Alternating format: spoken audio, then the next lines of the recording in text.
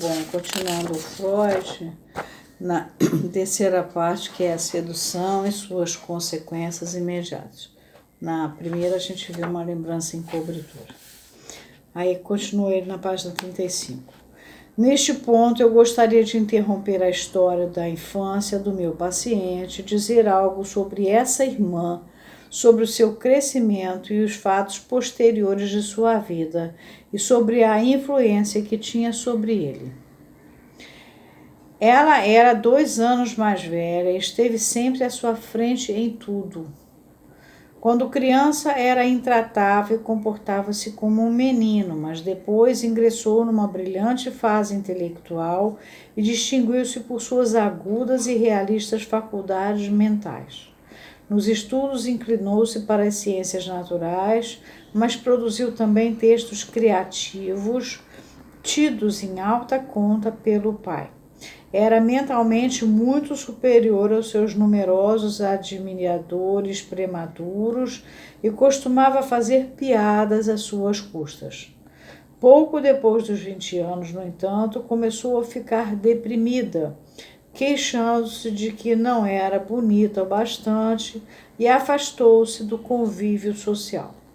Realizou uma viagem na companhia de uma conhecida, uma senhora mais velha, e, ao regressar, contou uma série de histórias bastante improváveis de como fora maltratada pela companheira, permanecendo, porém, com uma afeição obviamente fixada em sua suposta atormentadora. Pouco depois, ao fazer uma segunda viagem, envenenou-se e morreu bem longe de casa. Seu distúrbio deve provavelmente ser considerado como o início de uma demência precoce.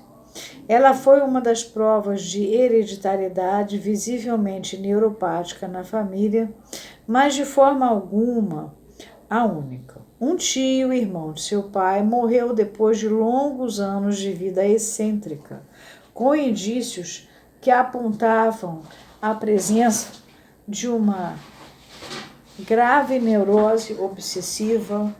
Além disso, um bom número de parentes colaterais eram e são afligidos por distúrbios nervosos menos sérios.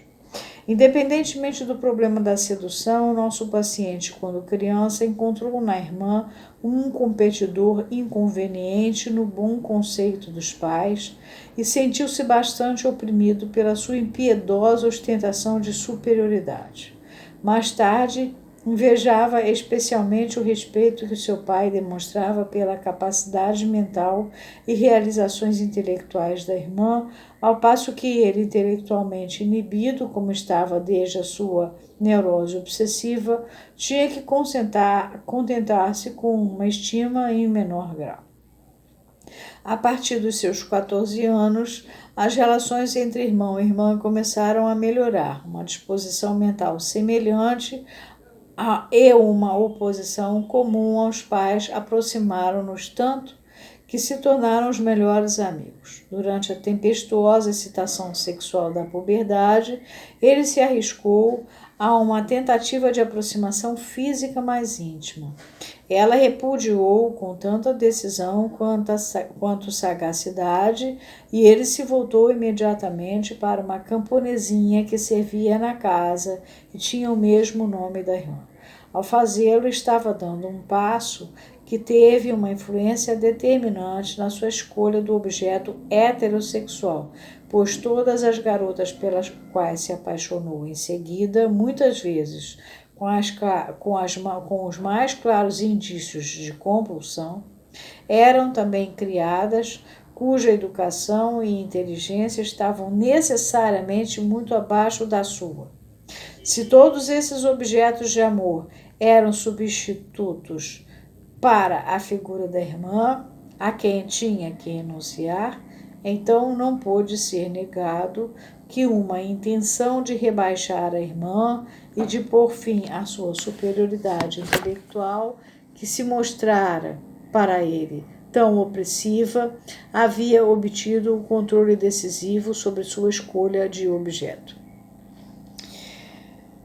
Conferir Nota, né? Conferir o artigo anterior de Freud sobre esse assunto, que é um artigo de 1912.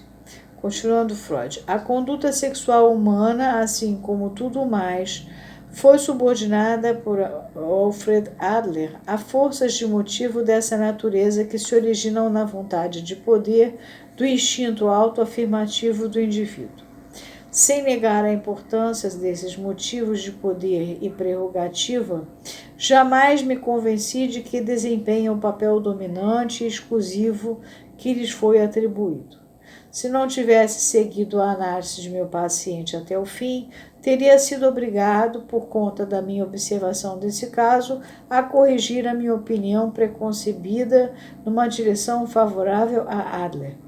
A conclusão da análise trouxe inesperadamente novo material que, pelo contrário, demonstrou que esses motivos de poder, nesse caso, a intenção de rebaixar, haviam determinado a escolha do objeto apenas no sentido de servir como uma causa contribuinte e como uma racionalização, ao passo que a verdadeira determinação subjacente possibilitou-me manter as minhas antigas convicções.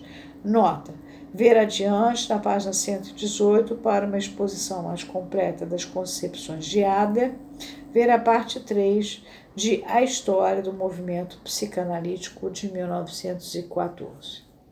Quando chegou a notícia da morte da irmã, conforme relatou o paciente, ele mal sentiu qualquer sinal de dor. Teve que se forçar para mostrar sinais de tristeza e pôde rejubilar-se um tanto friamente por haver se tornado então o único herdeiro da propriedade. Quando isso ocorreu, já sofria há vários anos de sua doença mais recente.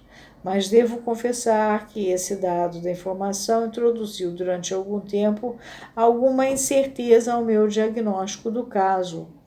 Presumir-se-ia, sem dúvida, que a sua dor quanto à perda do mais amado membro de sua família encontraria uma inibição em sua expressão como resultado da operação contínua de seu ciúme em relação a ela, somada à presença do seu amor incestuoso, que então se tornara inconsciente.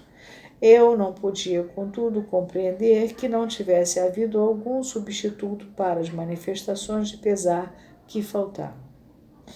O que foi, afinal, encontrado numa outra expressão de sentimento que permanecera inexplicável para o paciente. Alguns meses após a morte da irmã, ele próprio fez uma viagem às imediações do lugar em que ela havia morrido.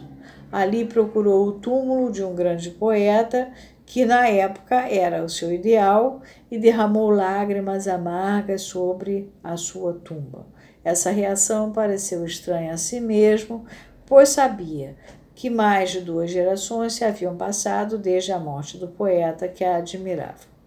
Só entendeu quando se lembrou que o pai tinha o hábito de comparar os trabalhos da irmã morta com os do grande poeta. Deu-me outra indicação da forma correta de interpretar a homenagem que prestara ostensivamente ao poeta por um erro na sua história, que consegui detectar nesse ponto.